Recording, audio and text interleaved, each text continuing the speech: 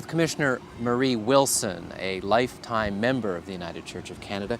Commissioner Wilson, can you talk to us a little bit about your expectations of this process of truth-telling and reconciliation? What are you looking for to make it as effective as it needs to be?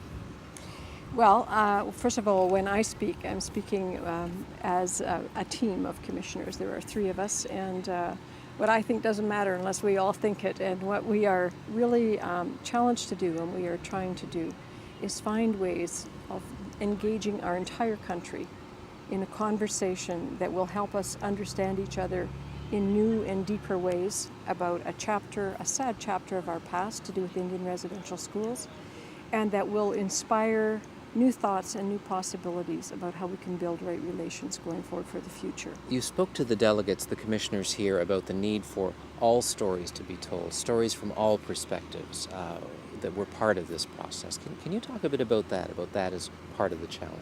Well, yes, because I think the focus, and rightly so, so far, of the story of Indian residential schools has been on, things that in any other context we would call atrocities that happen to very young children who were removed from their homes and from their families, and many of whom suffered things that are illegal in our Canadian system, physical assault and sexual assault, things that are against the law. And that's apart from the incredible deprivations of language and culture, and in many cases children being removed from their families against their will at a time where in Canada that was the law, and it was illegal for parents to try to take their children back. So we're talking about a time and a time frame where policymakers, probably with good intentions, but with great presumptions about what was best for people, made decisions that had a traumatic and profound impact on a generation of people that led to another generation, and that went on for 150 years in our country. Most of us didn't know anything about that. Out of sight, out of mind. We didn't have the communication tools back then that we have now. We are a very huge country. That's our beauty. It's also our ongoing challenge, is to actually know and understand each other well and deeply. And when things happen, particularly when they happen in parts of the country where people have been relegated to reserves, which typically are isolated parts of the country, they're not in the forefront of either the media's attention or public transportation or any of those things, it's easier for things to happen for us to actually not know about it. Well, that's not the case today. People have spoken up and started talking about something terrible that went wrong.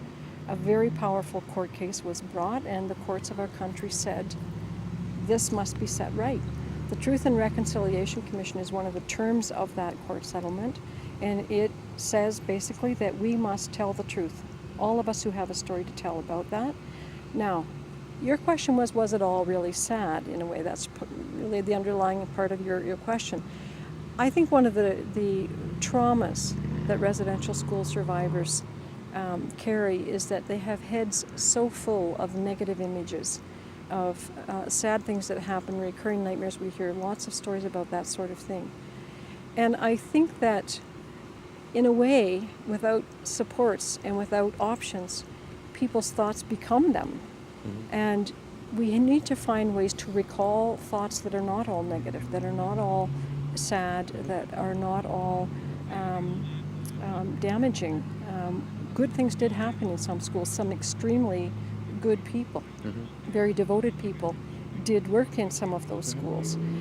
Some very courageous people knew about bad things happening, tried to take a stand, and took courageous stands, lost their jobs over it, and got fired for speaking the truth.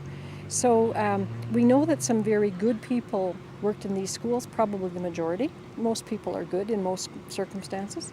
And that some very good things happened in the schools. Great sports teams, terrific musical programs, lifelong friendships, fellowships across cultures.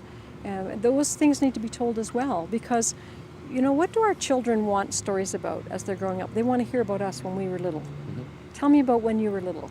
And we want to be able to help people recall things that they can tell happy stories as well, so that they're not just their misery, they're not just their pain, and they can replace sad images from the past but perhaps some happy images from the past, and that together we can create very powerful, positive images for the future.